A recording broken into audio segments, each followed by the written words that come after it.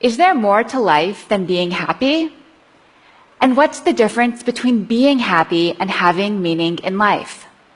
Even though life is getting objectively better by nearly every conceivable standard, more people feel hopeless, depressed, and alone. According to the research, what predicts this despair is not a lack of happiness. It's a lack of something else. A lack of having meaning in life. Many psychologists define happiness as a state of comfort and ease, feeling good in the moment. Meaning, though, is deeper. The renowned psychologist Martin Seligman says meaning comes from belonging to and serving something beyond yourself, and from developing the best within you. Our culture is obsessed with happiness, but I came to see that seeking meaning is the more fulfilling path.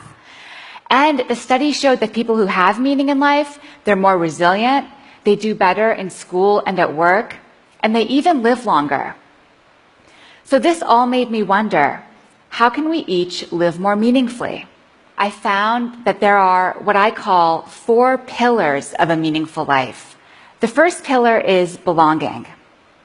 Belonging comes from being in relationships where you're valued for who you are intrinsically and where you value others as well. True belonging springs from love.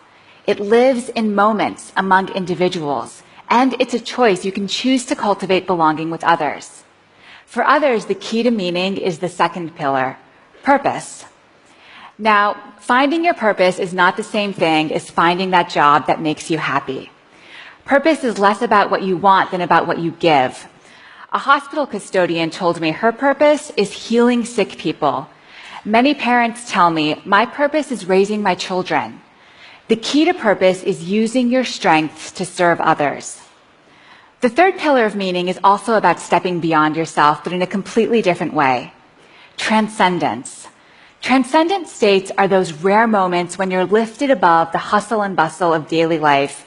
Your sense of self fades away and you feel connected to a higher reality. For one person I talked to, transcendence came from seeing art. For another person, it was at church. For me, I'm a writer, and it happens through writing. The fourth pillar is storytelling, the story you tell yourself about yourself.